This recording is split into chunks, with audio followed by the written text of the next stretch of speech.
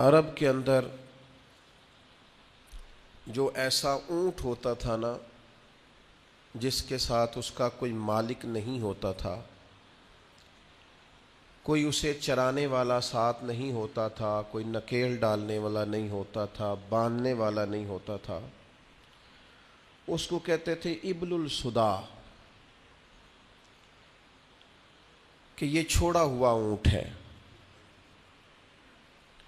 یہ شاید بیکار چھوڑ دیا گیا ہے۔ قرآن مجید فرقان حمید نے اسی لفظ کو انسان کے لیے تذکیر کے طور پر، نصیحت کے طور پر بیان فرمایا۔ اَيَحْسَبُ الْإِنسَانُ أَن يُتْرَكَ سُدًى، کیا انسان یہ گمان کرتا ہے کہ اسے بھی یوں ہی چھوڑ دیا جائے گا؟ کوئی زندگی میں اس سے پوچھنے والا نہیں ہوگا، اپنی مرضی سے کھائے گا، مرضی سے پیے گا، مرضی سے سوئے گا، مرضی سے جاگے گا، مرضی سے حقوق ادا کر۔ کیا یہ سمجھتا ہے انسان اسے یوں ہی چھوڑ دیا جائے گا؟ معنی کیا ہے کہ ایسا نہیں ہے، اسے بہت ساری پابندیوں کا پابند رہنا پڑے گا، بہت سارے احکامات کی اسے پیروی کرنی پڑے گی، بہت ساری چیزوں کی فرما برداری کرنی پڑے گی۔ ہر مال اس کا نہیں ہے، اسے حلال اور حرام کی تمیز پیدا کرنی پڑے گی۔ ہر بات جو اس کی ذہن میں آئے گی یہ کہہ نہیں دے گا، بلکہ اسے سوچ کر بولنا پڑے گا۔ اسے یوں ہی نہیں چھوڑ دیا جائے گا، اس پر پابندیاں رکھی جائیں گی، اور پھر جو اعمال یہ کرے گا ان اعمال کے اثرات بھی مرتب ہوں گے اس کی زندگی میں۔ نیکی کرے گا تو اس کا حسن پائے گا، زندگی میں سکون آئے گا، اطمینان آئے گا۔ اگر اپنی زندگی کے اندر یہ گناہ کرے گا، اللہ کی نافرمانی کرے گا، تو وَمَنْ أَعْرَضَ عَنْ ذِكْرِي فَإِنَّ لَهُ مَعِيشَةً ضَنْكًا، اللہ فرماتے ہیں میری یاد سے منہ موڑ لو گے تو زندگی تنگ ہو جائے گی، دشواری ہوگی، تمہاری معیشت تمہارے لیے مشکلات کا شکار ہو جائے گی۔ یہ نہیں ہے کہ انسان کو یوں ہی چھوڑ دیا جائے گا۔ اور پھر اسی آیت کا معنی یہ بھی بیان کیا ہمارے مفسرین نے کہ ایسا نہیں ہوگا کہ قیامت نہیں سجے گی، یہ نہیں ہوگا کہ جزا و سزا کا میدان نہیں لگے گا۔ اگر وقوع قیامت ہی نہ ہو، قیامت کا میدان ہی نہ لگے، تو کیا جس نے ظلم سہا ہے اور اس امید پر چلا گیا ہے کہ قیامت میں بھی فیصلہ ہونا ہے، تو پھر تو اس کے ساتھ ناانصافی ہو گئی۔ اگر صبح قیامت میدان ہی نہ لگے، وقوع قیامت ہی نہ ہو، تو ظالم جو زندگی بھر ظلم کرتا رہا، جبر کرتا رہا، اور کمزور لوگ اسے سزا نہ دے سکے، تو وہ قیامت میں بھی یوں ہی دندناتا پھرے۔ قیامت کے میدان کا لگنا، جزا اور سزا کا ہونا، یہ عقلاً بھی ضروری ہے، نقلاً بھی ضروری۔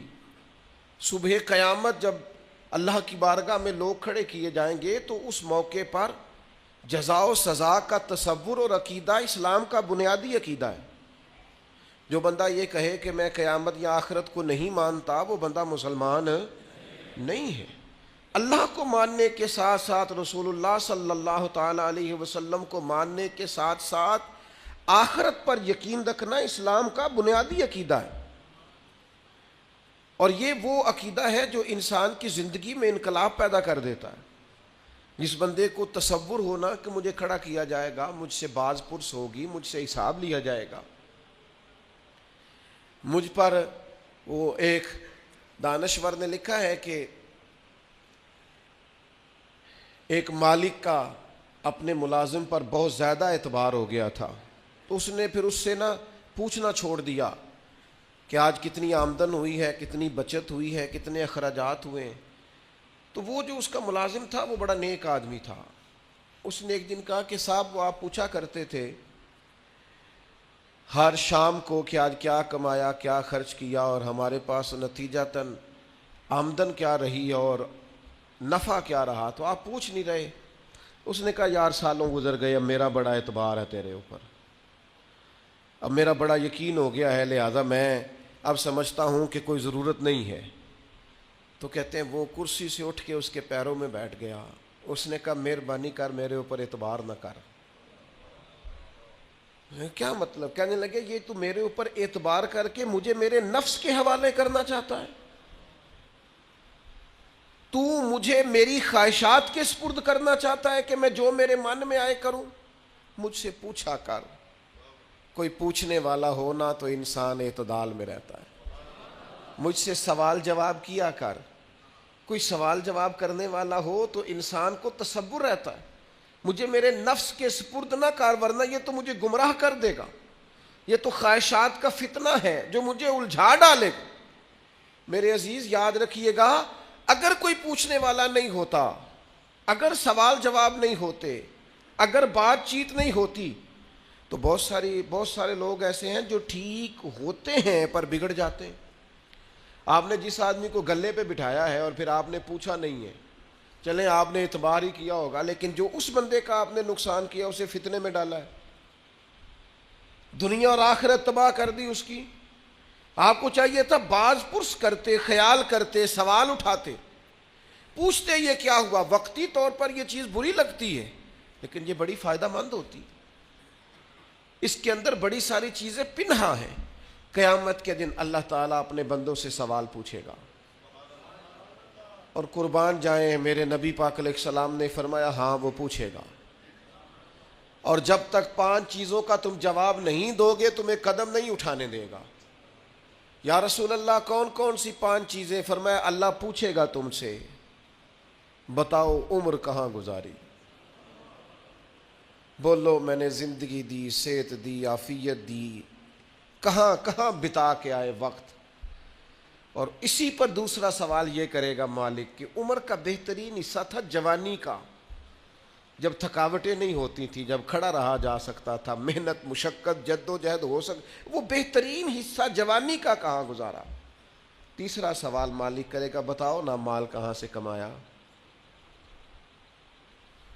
اور چوتھا سوال یہ تھا کمانے کے بعد بھی مالک تم نہیں تھے, گویا دیا تو میں نہیں تھا نا, تو بتاؤ پھر لگایا کہاں پہ تھا, خرچ کہاں پہ کیا. ثم لتسألن یومئذ عن النعیم. ایک ایک نعمت کے بارے میں اللہ پوچھے گا. اور 5واں سوال اللہ پوچھے گا بتاؤ جو تم جانتے تھے تم نے اس پر عمل کتنا کیا. جس کا تمہیں پتا تھا, جس کا تمہیں شعور تھا اس پر تو اللہ سوال پوچھے گا. اب یہ کیوں سوال ہوں گے وقوع قیامت میں؟ یہ کیوں پوچھا جائے گا کہ قیامت کے دن کی جزا سزا کا خوف ہو بندے پر. اسلام ویسے اپنے ماننے والوں کو بے خوف رکھتا ہے, لا خوف علیہم ولا هم یحزنون. اللہ کے دوستوں کو خوف غم نہیں ہوتا. ایک غم تم اپنے اندر رکھو کہ تمہیں قیامت کے دن پوچھا جائے گا, اس کا خوف پیدا کرو. اور یہ خوف مالک کو اتنا پسند ہے, فرمایا وَلِمَنْ خَافَ مَقَامَ رَبِّهِ جَنَّتَانِ. جو اللہ کے سامنے کھڑے ہونے سے ڈرے گا اللہ اسے 2 جنتیں عطا فرمائے گا. اس دن کا خوف اپنے دل میں پیدا کر کے تجھے کھڑا کیا جائے گا, تجھ سے پوچھا جائے گا, تیرے سے سوال کیا جائے گا, تجھے جواب دینا ہے.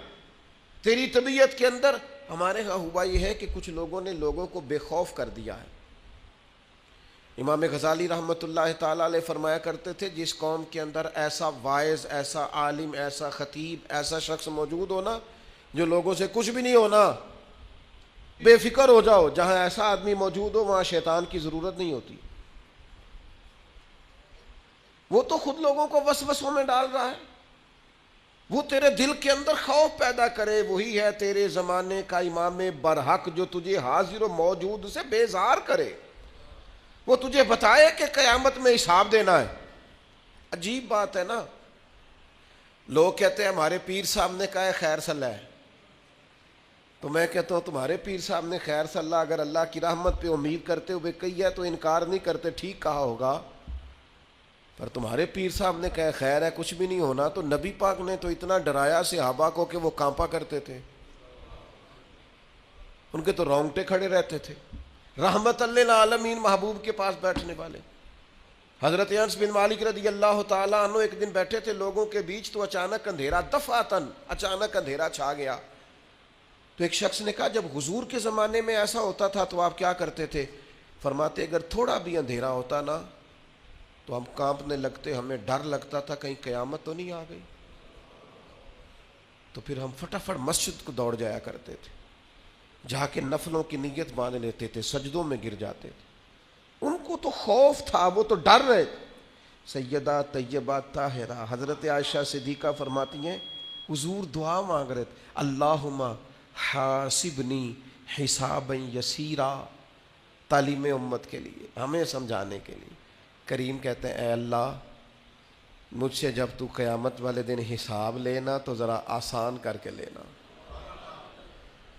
فرماتی ہیں میں تڑپ گئی, میں نے کہا یا رسول اللہ آسان حساب کس کا ہوگا؟ تو حضور فرمانے لگے عائشہ آسان حساب اس کا ہوگا جس سے اللہ تعالیٰ اپنے فضل سے, کرم سے, اپنے کرم سے اللہ نظر فرمائے اور کہے جا تیرے لیے جنت ہے. ورنہ فرمایا جس سے اس نے پوچھ لیا نا, جس سے مناقشہ ہوا, جس سے بات ہوئی, جس سے سوال ہوا, جس سے کھڑا کیا گیا, اس کے لیے بڑا مشکل ہے. میں کسی کی بات نہیں کرتا, میں ذاتی طور پر خود سمجھتا ہوں کہ حساب دینا بڑا ہی مشکل کام ہے, بڑا. کبھی 2-4 ہزار ابا جی دیتے تھے اور کہتے تھے 2-4 چیزیں گھر کی سودے کی لے آؤ, اور وہ جب بعد میں حساب پوچھتے تھے دیا نہیں جاتا تھا.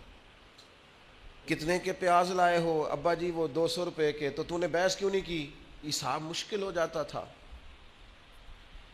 کبھی کبھی پوچھ لیتے تھے نا حساب استاد صاحب کہ آؤ نا آج ٹیسٹ دینا ہے جو تم نے پڑھا ہے. رات نیند کوئی نہیں آتی تھی, سویرے ٹیسٹ ہے.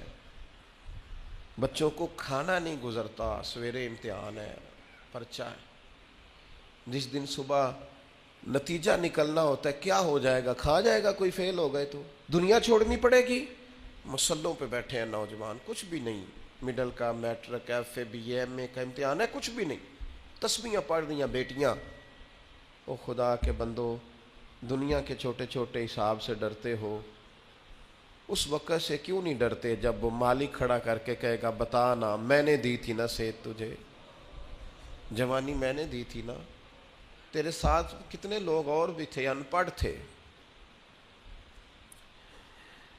عزتیں, شہرتیں, علم, دولتیں میں نے تجھے دی تھی نا. کتنے لوگ تھے تیرے ساتھ پیدا ہوئے تھے, بیمار تھے, کمزور تھے, معذور تھے, صحت تو تجھے میں نے دی تھی نا. آنا میری نعمتوں کا حساب دے.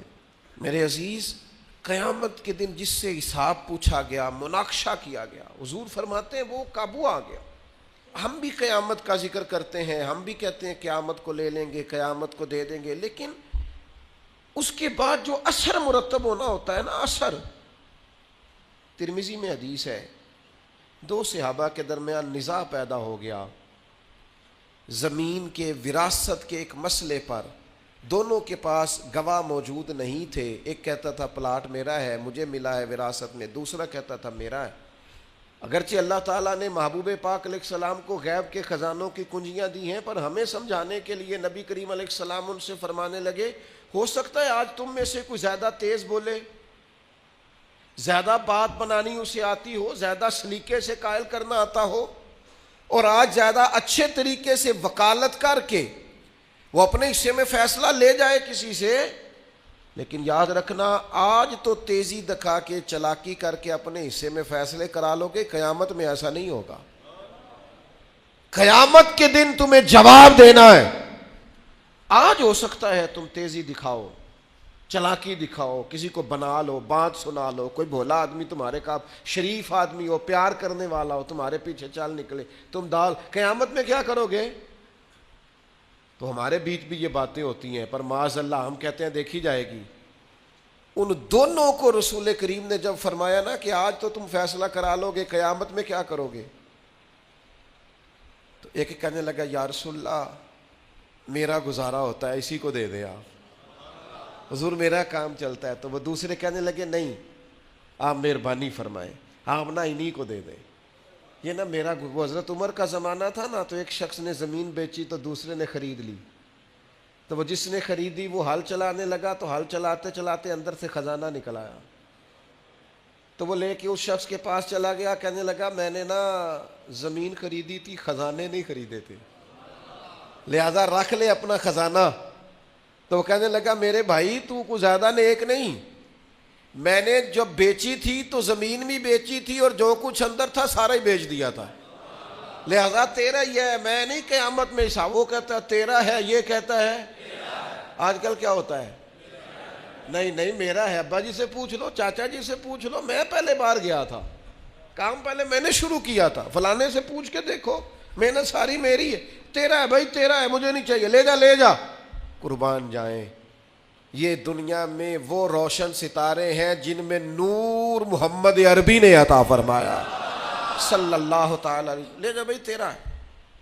اب وہ فیصلہ حضرت ابی بن کعب کے پاس گیا، فیصلہ انہوں نے بڑا انوکھا کیا، وہ کہنے لگے جی میں نے دیکھے جی میں نے زمین خریدی تھی، اندر خزانہ تو نہیں نہ خریدا تھا، اسے کہے رکھے اپنا خزانہ، تو وہ کہنے لگا جی میں نے بیچ دی تو خزانہ بھی اسی کا ہے۔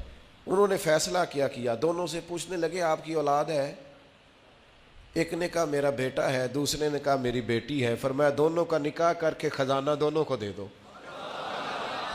ان کے حوالے کر دو بچوں کے، تم دونوں۔ جب وقوع قیامت کا خیال ہوتا ہے نا، اللہ کی بارگاہ میں حاضر ہونا ہے، جب صبح قیامت کا تصور، اور ساری رات یہ سوچ آتی ہے کہ صبح مال کیسے زیادہ کرنا ہے اور کیسے جمع کرنا ہے، اور اللہ فرماتا ہے کہ گن گن کے رکھتے ہو رات کو، وَيْلٌ لِّكُلِّ هُمَزَةٍ لُمَزَةٍ الَّذِي جَمَعَ مَالًا وَعَدَّدَ، رات گن گن کے رکھتا ہے، 1000 والے علیحدہ، 500 والے، 5000 والے علیحدہ علیحدہ، اللہ کہتا ہے گن گن کے رکھتا ہے، تو جمع کر کر کے رکھتا ہے، پتہ ہے مالک کو۔ اور میرے بھائی جس طرح تو یہ سوچتا ہے صبح پیسے زیادہ کرنے، یہ کیوں نہیں سوچتا قیامت میں حساب بھی دینا ہے، اللہ کی بارگاہ میں حاضر بھی ہونا ہے۔ حضرت عبد الرحمن ابن عوف صحابہ میں سب سے امیر آدمی تھے، اور اتنی خوبصورت اور اتنی ان کی صاف ستھری دولت تھی کہ ان کے پیچھے نبی پاک نے نماز ادا فرمائی ہے، لیکن جب آخری عمر مبارک تھی نا تو پیسہ بڑا تھا، حضرت عائشہ صدیقہ کے دروازے کے باہر آ کے بیٹھ جاتے تھے، کہتے تھے اماں جی حضرت امیر حمزہ تو مجھ سے افضل تھے، لیکن جب دنیا سے گئے تھے تو کفن کا کپڑا بھی کوئی نہیں تھا، میں تو فاروق اعظم کو اپنے سے اعلیٰ جانتا ہوں، پر وہ شخص تو ساری زندگی پھٹے ہوئے کرتے میں وقت گزار کے چلا گیا۔ علی ابن ابی طالب حضور کے بھائی تھے، ساری زندگی پھٹی تہمت انہوں نے پہنی، پیوند لگے ہوئے، جگہ جگہ پہ پیوند لگے، تہمت پہنی، اور میرے پاس اتنے پیسے، اور پھر جب زیادہ رونے کو دل کرتا تو حضرت عبد الرحمن ابن عوف کہتے سیدہ پاک کے دروازے کے باہر بیٹھے امیر آدمی، اور کہتے کہ اماں جی نبی پاک کے گھر میں مہینہ مہینہ چولہا نہیں جلا، اور میرا اتنا مال اتنا پیسہ کیسے حساب دوں گا؟ تو پھر جناب حضرت عائشہ صدیقہ ان سے کہتی عبد الرحمن اٹھ، اللہ کی راہ میں خیرات کر کے آ، مجھے امید ہے اللہ تیرے اوپر آسانی فرمائے گا۔ صبح قیامت کا ڈر، اللہ کا خوف، اس کی بارگاہ کے اندر حاضری کا تھوڑا سا، کئی دنوں کے بعد کھانا حضرت ابو الحسن کے باغ میں جا کے کھایا، حضرت عمر کہتے ہیں یہ مسلم شریف میں ہے، فرماتے ہیں کئی دنوں کی بھوک تھی، میں گیا تھا ابو بکر کے گھر کھانا کھاؤں گا تو انہوں نے بھی کئی دنوں سے نہیں کھایا تھا، ہم دونوں حضور کی بارگاہ میں حاضر ہو گئے۔ نبی کریم نے فرمایا بھوک لگ رہی ہے تمہیں؟ میں ہاں، فرمایا میں نے بھی 4 دن سے روٹی کوئی نہیں کھائی، چلو ابو الحسن انصاری کے گھر چلتے ہیں۔ فرماتے ہیں انہوں نے نا بکری ذبح کی، نبی پاک علیہ السلام نے تھوڑا سا کھانا کھایا، اور کھانا کھا کے حضور گہری سوچ میں چلے گئے، تو عرض کی یا رسول اللہ صلی اللہ تعالی علیہ وسلم کیا ہوا؟ تو حضور فرمانے لگے سوچ رہا ہوں یہ جو کھایا ہے اس کا حساب بھی تو دینا ہے نا، تو حضرت عمر فاروق کہتے ہیں میں تڑپ کے عرض کی حضور 4 دنوں کے بعد اگر گوشت ملا ہے تو حساب دینا ہے؟ حضور نے فرمایا عمر صرف وہ کپڑا جو تمہارا بدن چھپائے، وہ چھت جو تمہارا سر چھپائے، اور وہ کھانا جو تمہاری کمر سیدھی رکھے، اس کے علاوہ اللہ تم سے سوال پوچھے گا، تم نے جواب دینا ہے۔ ہتھی بکی مٹی پاؤندے، ہاتھ نہیں ہلاؤندے ڈر دے، جنہاں لی تو پاپ کمائے دس کتھے نہیں تیرے کر دے، لا نہ بلا کے۔ بیٹا تو وہ اپنے بچوں کے ساتھ موج کر رہا ہے، بیٹیاں اپنے اپنے گھروں میں آباد ہیں، جنہاں لی تو پاپ کمائے لیا بلا، 10 کتھے نہیں ہو تیرے کر دے۔ میں بچوں کے لیے ساری زندگی اپنے لیے دوزخ کٹھی کرتے رہے، بچوں کو دے دے کے چلے گئے اور حساب ہم دیں۔ حضرت علی فرمایا تجھ سے بڑا بھی بیوقوف کوئی نہیں کہ کھائے گا کوئی اور حساب تو دے گا، اور پھر کیوں رازق بنتے ہو بچوں کے؟ ان کے لیے حلال اور طیب کٹھا کرو، ان کے رازق نہ بنو، ان کا رازق اللہ ہے۔ یہ نہ خیال کرو کہ میں نہیں اگر بہت زیادہ کما سکوں گا تو پتہ نہیں یہ روٹی نہیں کھائیں گے، اس بات سے باہر آ جاؤ، یہ کمزوری ہے اپنی طبیعت کی، اس کو نکال دو۔ عزیز بھائیوں، قیامت میں اللہ تبارک و تعالی کی بارگاہ میں کھڑے ہونے سے جو بندہ ڈر جائے، بابا فرید الدین مسعود گنج شکر رحمت اللہ علیہ فرماتے ایک نیک نوجوان تھا پر قیامت سے بڑا ڈرتا تھا، بڑا ہی روتا تھا۔ وہ کہتا تھا کہ حساب نہیں دیا جاتا، اور پھر چونکہ ایک عمر گزار کے اس نے توبہ کی تھی تو پچھلے گناہ یاد کر کر کے وہ رویا کرتا تھا، یاد ماضی عذاب ہے یا رب، چھین لے مجھ سے حافظہ میرا۔ وہ روتا تھا، بیمار ہو گیا، آخری وقت آیا تو اس نے اپنی اماں کو بلایا۔ بابا صاحب فرماتے اس نے وصیت کی کہ اماں میری 3 باتیں، میں مر جاؤں تو 3 کا خیال رکھنا۔ کا کون سی؟ کہا کسی کو تو نہ بتانا، لیکن جب میرا انتقال ہو جائے نا تو میرے گلے میں رسی ڈالنا، اور ذرا مجھے کھینچنا سین میں، اور ماں بتانا لوگوں کو کہ جو رب کی نافرمانی میں زندگی گزارے اس کا یہی اشر کرنا چاہیے، اور پھر اس طرح کرنا جب میرا جنازہ اٹھے تو رات کو اٹھانا،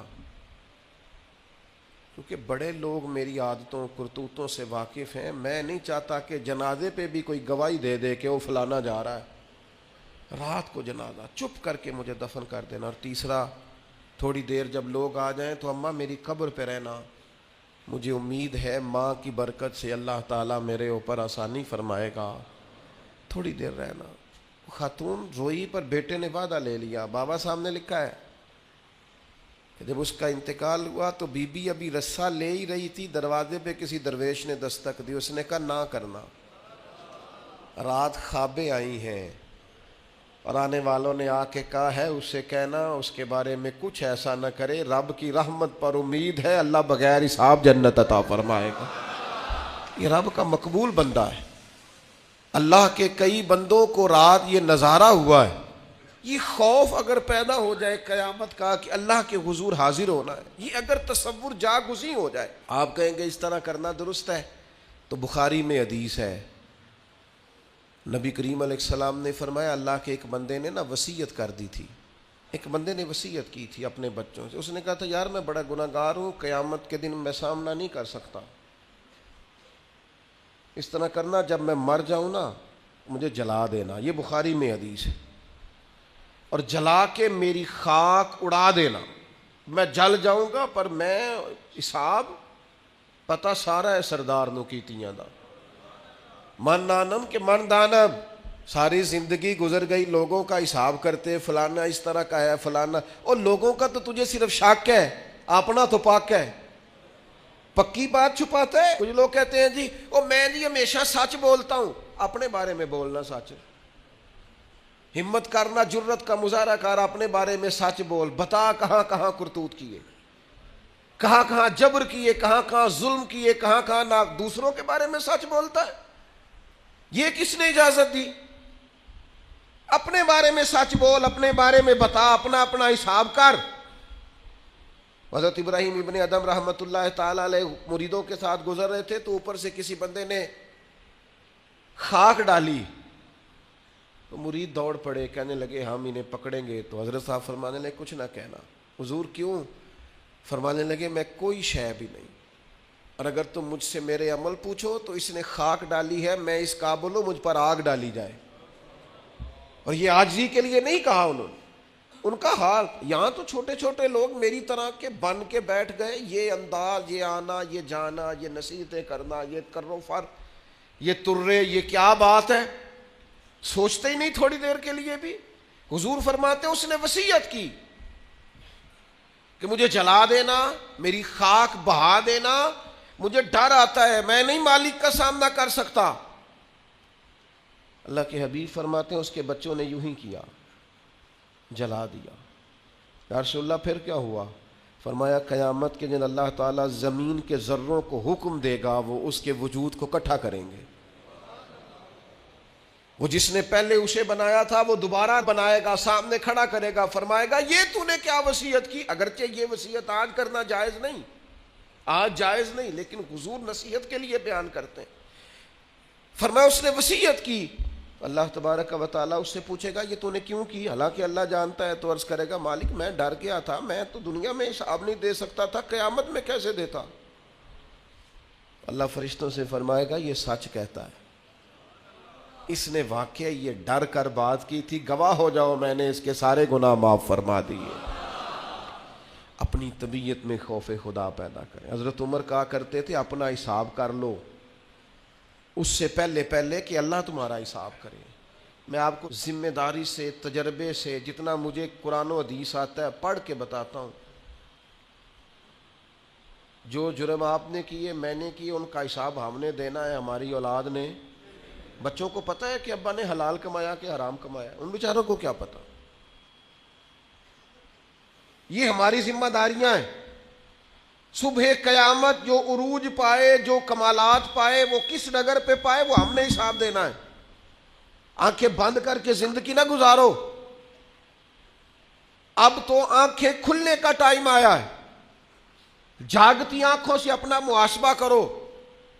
لوگوں پر تبصرہ کرتے وقت ہم بھول جاتے ہیں کہ ہمارے اپنے حالات کتنے خطرناک ہیں۔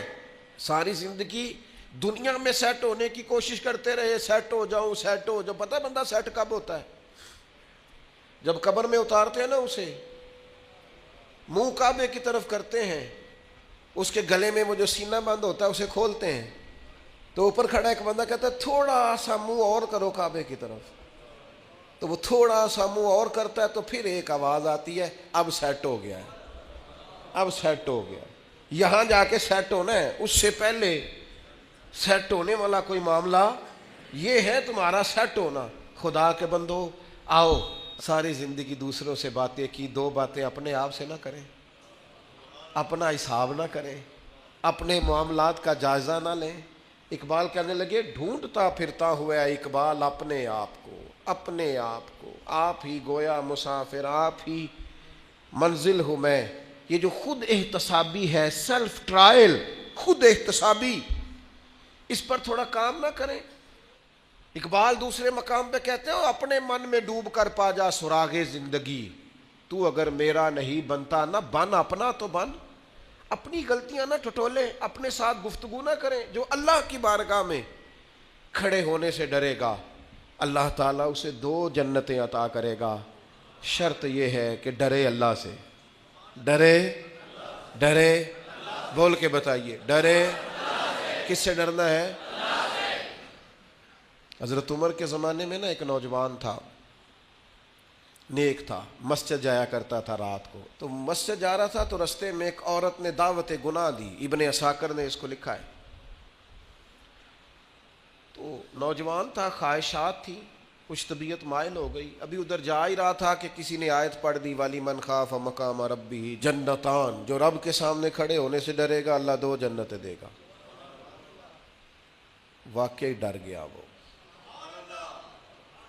واقعی ڈر گیا، اتنا ڈرا کہ بے ہوش ہو کے گر پڑا۔ بیماری سے لوگ بے ہوش ہوتے ہیں، پیسے ڈوب گئے بے ہوش ہوتے ہیں، بچے کے غم میں بے ہوش ہوتے ہیں۔ سچ بتاؤ کبھی خوف خدا سے بھی بے ہوش ہوتا کوئی دیکھا ہے؟ ہمارے ہاں تو روز مرہ ہی نہیں ہے بھائی، اور بڑی باتیں ہیں بے ہوش ہونے کی، ڈرنے کی، غش کھانے کی۔ بے ہوش ہو کے گر پڑا، بوڑھے باپ کو کسی نے بتایا بچہ بے ہوش پڑا ہے، اٹھا کے گھر لائے، گھر لا کے کہا بیٹا کیا ہوا؟ نوجوان ہے، چڑھتی جوانی ہے، پر پاکیزہ بڑی ہے۔ کہنے لگا ابا جی گناہ کی طرف چلا گیا تھا، پر میں نے آیت سن لی جو اللہ کے سامنے کھڑے ہونے سے ڈرے گا رب 2 جنتیں دے گا۔ میں ڈر گیا تھا، رب واقعی 2 جنتیں دے گا۔ باپ رو پڑے، ابا جی کی آنکھوں میں آنسو آئے اور کہا پتر اللہ بڑا مہربان ہے، اس کے وعدے سچے ہیں، واقعی 2 جنتیں دے گا۔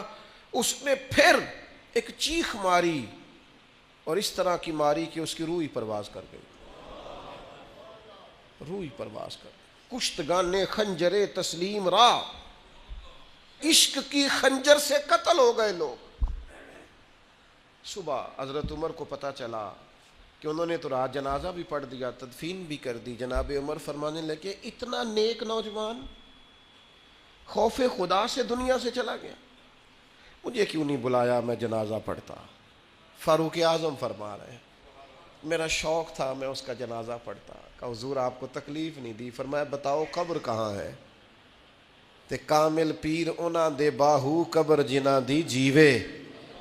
حضرت فاروق اعظم قبر پہ تشریف لے گئے اور کھڑے ہو کے فرمانے لگے نوجوان مجھے امید ہے میرے رب نے تجھے 2 جنتیں دی ہوں گی۔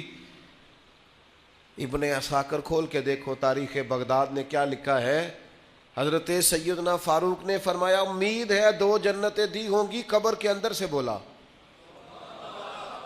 کامل پیرونا دے باہو قبر جنا دی جیوے۔ قبر کے اندر سے بولا، کہنے لگا حضور امید والی بات نہیں، رب کے وعدے سچے ہیں، اس نے واقعی مجھے 2 جنتیں عطا فرمائی، 2 جنتیں دی ہیں، میں نے اپنے مالک کو راضی پایا۔ تھوڑا سا نا اپنا محاسبہ کرنا ہے، اپنا حساب کرنا ہے یار، 1 2 کر کے اب اپنی غلطیاں نہ نکالنی شروع کریں۔ وقت نا تیز ہو گیا ہے۔ میں کبھی اپنوں کو یاد کرتا ہوں تو سوچتا ہوں کتنے سارے چلے گئے، کتنے، چند 1 استاد رہ گئے، باقی دنیا سے پردہ کر گئے، بزرگ چلے گئے، دوست کئی چلے گئے، رخصت ہو گئی دنیا۔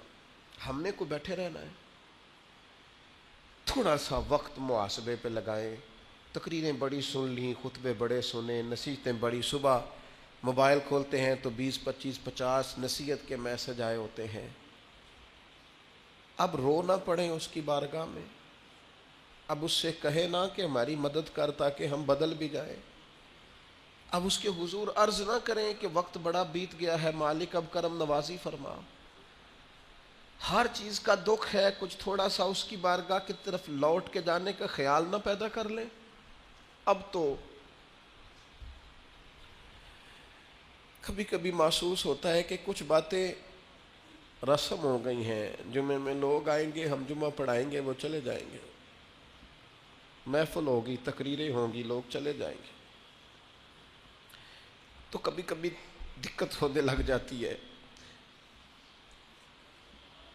خطبے ہوں گے، عیدیں ہوں گی، چندے ہوں گے، کھائیں گے لوگ، پیئیں گے، رخصت ہو جائیں گے۔ کہیں ایسا تو نہیں کہ دین کو بطور دین نہیں لیا، بطور رسم لے لیا، ہم نے وہی کام کر لیا ہے کہ ٹھیک ہے ایک وقت آیا اسے گزارو، جمعہ پڑھو، جمعے کے بعد پھر دیکھی جائے گی۔ اب وقت آگے بڑھ گیا ہے۔ اب حضرت ابراہیم خلیل نے کہا تھا اللہ کی بارگاہ میں کہ ڈائریکٹ ہی جناب اسرائیل کو بھیج دیا، پہلے کوئی پیغام تو بھیجتے۔ تو مالک نے فرمایا خلیل جس دن پہلا سفید بال آیا تھا تو پیغام تو آیا تھا، جس دن زمین سے اٹھتے ہوئے پہلی دفعہ وجود میں کہیں درد محسوس ہوا تھا تو پیغام تو آیا تھا، اور جس دن تندرست جسم نے بیماری میں رات گزاری تھی تو پیغام تو آیا تھا۔ پیغام تو آ رہے ہیں بھائی، صبح شام پیغام آ رہے ہیں۔ اور حضرت داؤد طائی فرمایا کرتے تھے جس دن تو کندھوں پہ دادی اور دادے کے جنازے اٹھا کے لے گیا تھا، تجھے یاد نہیں تھا کہ کبھی ان کندھوں پہ تجھے بھی اٹھایا جائے گا؟ نانی، نانا، چاچو، ماموں، ماں، باپ، جب یہ تو جنازے اٹھا کے لے جا رہا تھا تو تجھے ہوش نہیں تھی کہ باری تیری بھی آئے گی؟ تو نے بھی جانا ہے، تو نے بھی وہاں حاضریاں دینی ہے۔ کبھی قبرستانوں میں کھڑے ہو کے دیکھا کرو، رش لگتا ہے، قبیلوں کے قبیلے لیٹے ہیں، خاندانوں کے خاندان لیٹے ہیں۔ واپس آئے سنگیو، اب اس کی بارگاہ کی طرف رجوع کریں۔ اب توبہ کا وقت ہے، استغفار پڑھیں، شب قدر آ رہی ہے، اسے منا لیں، اس کے حضور حاضر ہوں، اس سے معافی لے لیں۔ حضرت بہلول دانا قبرستان میں کھڑے ہو کے ہنس رہے تھے تو ایک شخص نے کہا بابا تو بڑا دیوانہ ہے، جب مرضی ہنسنے لگتا ہے، اب کیوں ہنس رہا ہے؟ اور قبرستان میں کھڑے ہو کے ہنس رہا ہے تو فرمانے لگے یار ہنس اس لیے رہا ہوں کہ دنیا میں رب مانتا تھا، یہ قبروں والے نہیں مانتے تھے، اب یہ سارے مانتے ہیں، وہ نہیں مانتا۔ وہ کہتا دی نہیں تھی تمہیں مہلت، دی نہیں تھی تمہیں صحت، وقت تھا نہیں تمہارے پاس، اب یہ مانتے ہیں، اب وہ مانتا، ابھی وہ مانتا ہے۔ مان جائیں ہم لوگ توجہ کریں، ہم لوگ آگے بڑھیں۔ ہمارا مزاج اس طرح کا اگر بن جائے نا کہ ہم نے اللہ سے صلح کرنی ہے تو میرے عزیز وہ تو مہربان ہی بڑا ہے۔ حضور فرماتے ہیں لمبی چوڑی بات کوئی نہیں، اتنا آسان سو جتنا مکھی کا پر نہیں ہوتا، ایک دفعہ تو بہا دے اس کی بارگاہ میں، وہ تو اسی وقت ہی کرم کا فیصلہ کر کے کہے گا جا میں نے تجھے دوزخ سے آزاد کیا۔ واپس آؤ اپنی اصل کو پہچانیں، آؤ۔ میں آپ کو ذمہ داری سے کہتا ہوں، رشتہ دار ہوں، دوست ہوں، یار ہوں، کوئی بھی ہو، کسی نہ کسی مقام پر خدا نہ کرے کہیں نہ کہیں ذہنوں میں ہم نے اپنوں سے توقعات وابستہ کی ہوتی ہیں، احساس بھی ہوتا ہے کوئی ناراض نہ ہو جائے، سب کا احساس کرتے ہو، رب رسول کا کیوں نہیں کرتے؟ اس کا بھی تو احساس کرو نا، وہ ناراض نہ ہو جائے۔ میں رات کو دیکھ رہا تھا، مغرب اور صبح میں دیکھ رہا تھا، فجر کی نماز مسجد فل تھی، میں دیکھتا تھا کہ جو پچھلی صفیں ہیں نا، یہ رمضان میں مغرب اور فجر میں فل ہوتی ہیں۔ سوچ رہا تھا کہ 2-4 دن کے بعد کہیں یہ صفیں ویران نظر نہ آنے لگ جائیں، یہ سوال نہ کھڑے کریں کہ کدھر گئے نمازی، مسجد مرثیہ خواہ ہیں کہ نمازی نہ رہے، یعنی وہ صاحب اوصاف حجازی نہ رہے، یہ کہیں شکایت نہ کرے ہماری اللہ کی بار۔ تو آپ سے اپیل کروں گا جتنے نیک اعمال رمضان میں شروع کیے ہیں انہیں جاری رکھیں عید کے بعد بھی، جتنا قرآن شریف پڑھنا شروع کیا ہے اسے روز پڑھا کریں، جتنے استغفار پڑھ رہے ہیں رمضان میں وہ روز پڑھنی ہے انشاءاللہ۔ عید والے دن بھی اپنے معاملات میں فرق نہ، تھوڑی سی ایک دفعہ جد و جہد کرنی پڑے گی، ہمت کرنی پڑے گی، چلیں کہہ لیں جبر کر کے آپ کو عید والے دن بھی تلاوت کرنی پڑے تو کریں، تھوڑا سا چند دن اگر آپ اور گزار لیں گے تو انشاءاللہ تعالی معاملات میں بہتری ہوگی۔